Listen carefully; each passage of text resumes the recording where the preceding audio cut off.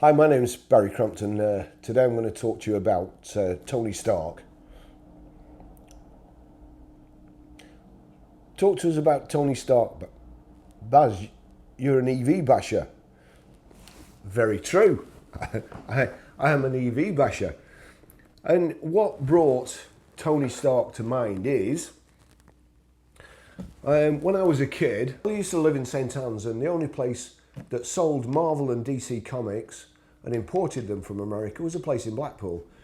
And every Saturday I'd get my spends and I'd cycle to Blackpool, 18 miles, cycle to Blackpool and get the latest edition, the latest monthly magazine, Iron Man, Spider-Man, the X-Men, that sort of stuff. Now Iron Man, first of all, Iron Man just looked like a big blob in gold until he became the Iron Man we know now, Robert Downey Jr.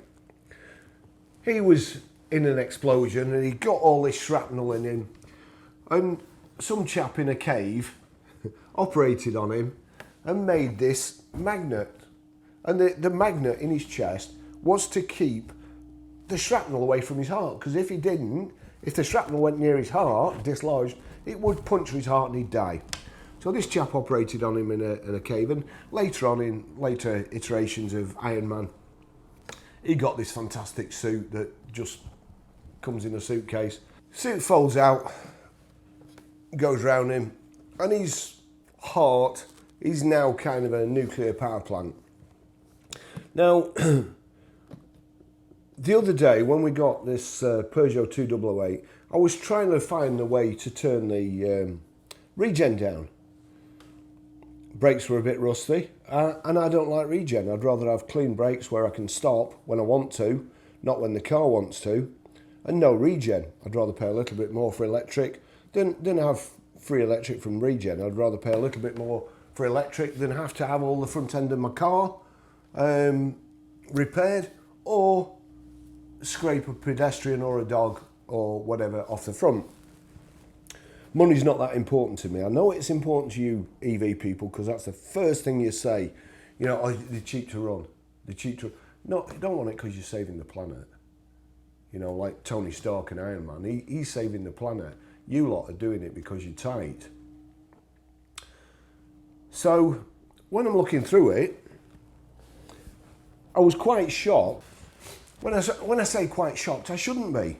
I shouldn't be shocked at all, because whenever I get a camera these days, I've got a little Insta, I think it is. Is it an Insta Go? Anyway, I've got this little camera.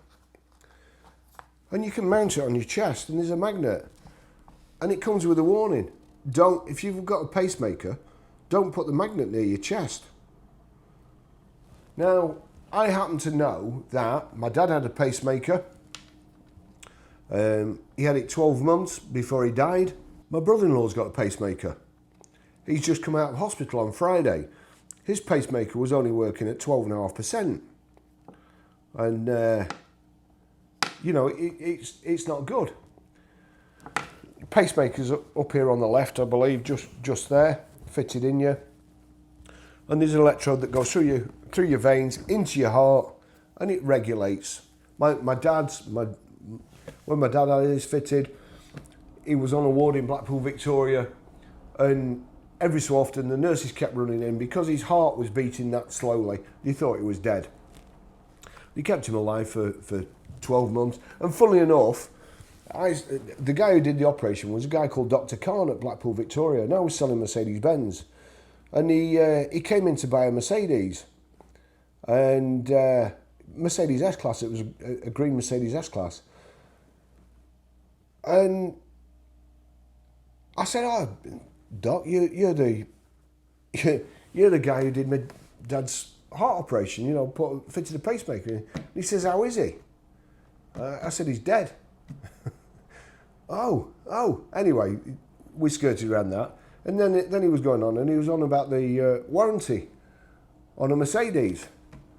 And I said, "Well, my dad lasted 12 months. It's longer than that. So think yourself lucky." Back to the story. I'm looking for how to turn the regen down. And I come across this. And honestly, this come as a surprise to me, but it shouldn't have come as a surprise to me. There you go. This is a warning in the EV handbook. Charging the traction battery. If you wear a pacemaker or a similar device, speak to a doctor about the precautions to take and to observe. For home charging, do not remain inside or near the vehicle, near the charging cable or the charging unit, even for a short time. For super fast charging, do not use it yourself and avoid approaching a public super fast charger. Leave the area and ask a third party to recharge the vehicle. Here you go, mate. Will you go and recharge my vehicle for me? Now all these chargers, the fast ones, the one at the co-op, the old garage that we used to have that the co-op bought, they've put a fast charger in the corner. There's a parking space right next to it. The car park's normally full. Do you go and park next to a charger? At Kentucky, there's a row of fast chargers, same at McDonald's. Row of fast chargers. Fast chargers will be everywhere soon. They'll be on lampposts. Where'd you park? If you've got a pacemaker, where'd you park? So I'm thinking, this can't be right. So I start looking for studies. And really speaking, the only ones I could really find were in 2023. And they're saying, yeah, broadly, yeah, it's okay. We've done this, we've done that. There you go. With the increasing popularity of the electric vehicles, you might be wondering if it's safe to drive or charge one of these bad boys if you have a pacemaker or defibrillator. According to a new study presented this week at European Heart Rhythm, blah, blah, blah, the answer is yes, so long as you don't place a charging cable directly over your cardiac device or stay near the charging cable for extended lengths of time. Now again, how much and how much bigger have the batteries got since then? How much better has the fast charging got? Bigger, better, stronger, faster? Your pacemaker hasn't got much better. My brother-in-law's pacemaker was working at 12.5% before he went in the other day. What happens if all these tests, to me, from what I can gather, they've been done on people with proper pacemakers. I would imagine they only do them on people in good health, supposedly good health. They won't want to kill anybody, will they? But are they safe? If you had a pacemaker, would you trust it when Peugeot put a notice in the handbook? Don't charge it yourself. Don't do this. They say it's reasonably safe. The one story I did like, and I'm going to cut this in, and it's this one. This is quite... When was this done? It was 2024. Published 6th of July 2024. So this is kind of a lot newer. But I won't bore you with all the stuff, all these calculations. People are a lot cleverer than me. And there you go. Now, they show you, these seem to be published for a left-hand drive vehicle. Now, it's a whole lot different in a right-hand drive vehicle because your pacemaker's fitted there. In a left-hand drive vehicle, you're here, the motor's over there. In a right-hand drive vehicle, you're over here, the motor's there, and your pacemaker's a lot nearer. What about height? What about weight? You know these Range Rovers that we do, I get in them sometimes and do the electric memory seat, and you're like that. You know, you're a lot closer to the engine where there's this magnetic field. It's set when you go down here, it says it starts measuring heat and where you actually get it, where your body temperature goes up. Not a whole lot, and it's within tolerances. I dare say, there you go, it shows your left ankle there, the temperature it goes up, and also your neck. I don't know why your neck would. Perhaps it's thinner there and your blood goes through there and it warms it up. Well, it's like they say when you put cold compressed on your wrist, your veins are nearer to the surface and cool it down quicker and so on.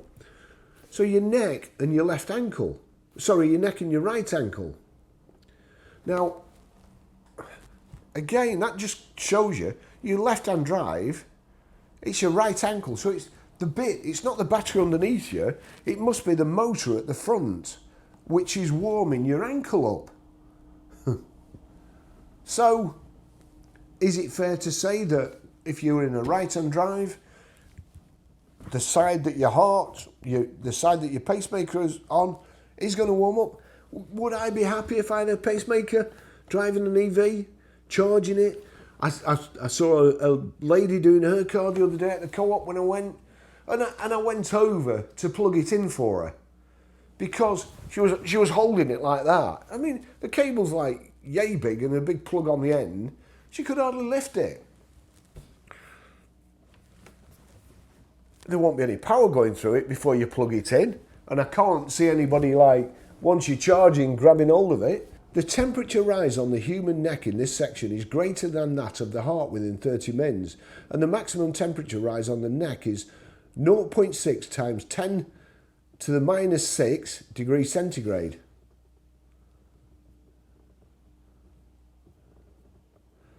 At the bottom, by analysing the distribution of induction field and temperature rise of the passenger wearing cardiac pacemakers, the following conclusions can be drawn.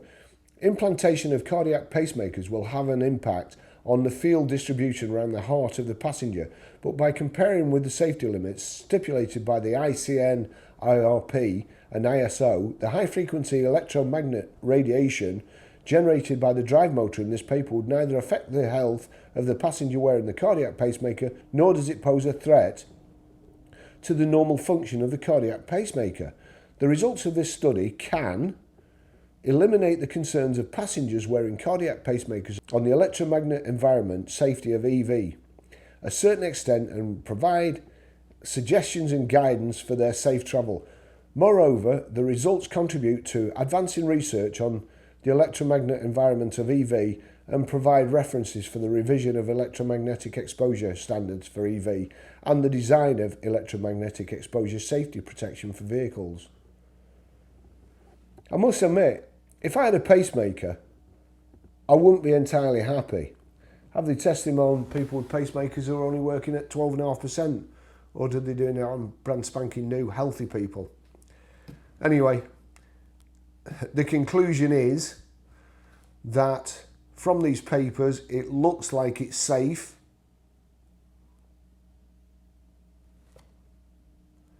But what happens when the batteries get bigger? The charging gets faster. What happens? What happens if you're in a crash and the battery splits open? I just don't know. I just don't know. But I've never heard of a nice vehicle giving anybody a heart attack. So, draw your own conclusions. Thanks for watching. See you in the next video. Bye-bye.